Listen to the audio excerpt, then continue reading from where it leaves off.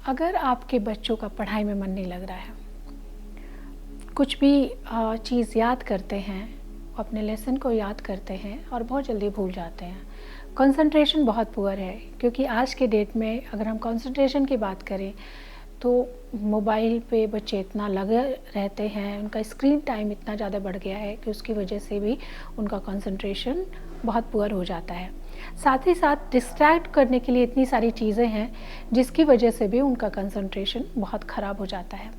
Concentration को improve कैसे करें, कंसंट्रेशन को कैसे बढ़ाएं और कैसे बच्चों को अपने लेसन को ज़्यादा समय तक याद रख पाएँ, ये इम्प्रूव कराएं। बच्चा अगर आपका पढ़ रहा है और वो लंबे टाइम तक याद नहीं रख पाता है तो भी उसको प्रॉब्लम होती है।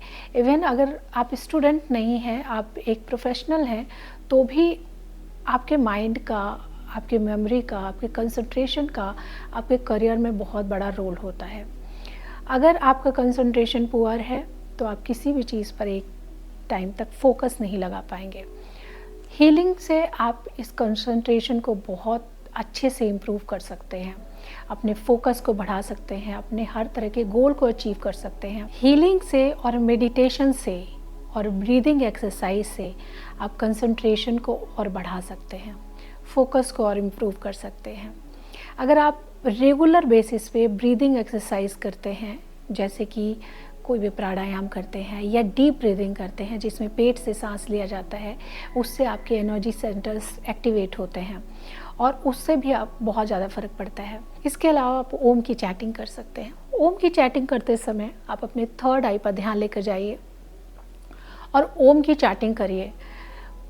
ओम की चैटिंग करने से और थर्ड आई पर ध्यान लगाने से भी कंसंट्रेशन इम्प्रूव होता है, मेमोरी पावर आपकी बढ़ती है। मेडिटेशन अगर आप करते हैं तो मेडिटेशन के अनगिनत फ़ायदे होते हैं, बट अगर मेडिटेशन में आपका मन नहीं लगता, आपका ध्यान पूरी तरह से नहीं लग पाता है, तो हीलिंग बहुत ही अच्छा तरीका होता है जिसमें आप अपने थर्ड आई को हील करके अपने कंसंट्रेशन, अपने फोकस को कई गुना बढ़ा सकते हैं। अगर आप हीलर हैं, रेकी लेवल 1 एंड 2 के प्रैक्टिशनर हैं, तो उसमें सेहकी सिंबल दिया जाता है। सेहकी सिंबल सिर्फ इमोशंस को हील नहीं करता, सिर्फ बैलेंसिंग ही नहीं करता, ये रिश्तों को भी हील करता है, ये कंसंट्रेशन एंड फोकस को भी इम्प्रूव करता है। रेकी के इस सेहकी सिंबल को आप चोकुरे के साथ इस्तेमाल करिए और अपने थर्ड आई पर ड्रॉ करके हीलिंग करिए।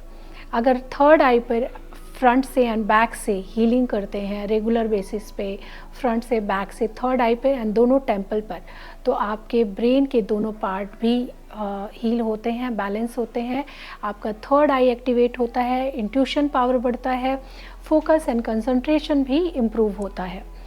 और अगर आपने करुणा रेकी किया हुआ है तो करुणा रेकी का एक सिंबल है आपटा सिंबल। आपटा सिंबल भी बैलेंसिंग के लिए बहुत अच्छा सिंबल होता है और आपटा सिंबल भी आप अपने थर्ड आई पे ड्रॉ करके अपने कंसंट्रेशन एंड फोकस को इम्प्रूव कर सकते हैं। सेहकी सिंबल के अनगिनत फ़ायदे हैं और सेहकी को चोकुरे के साथ अपने थर्ड आई पर आप हील करिए। इसके साथ आप आपटा सिंबल ड्रॉ करिए, फिर से चोकुरे ड्रॉ करिए और इसके साथ आप 3 minute to 5 minutes every day third eye पे एंड दोनों टेम्पल पर हीलिंग दीजिए। अगर आप 10 मिनट्स तक दे सकते हैं तो बहुत ही अच्छा रहेगा। धीरे धीरे आप देखेंगे कि फोकस इम्प्रूव होना शुरू हो गया है।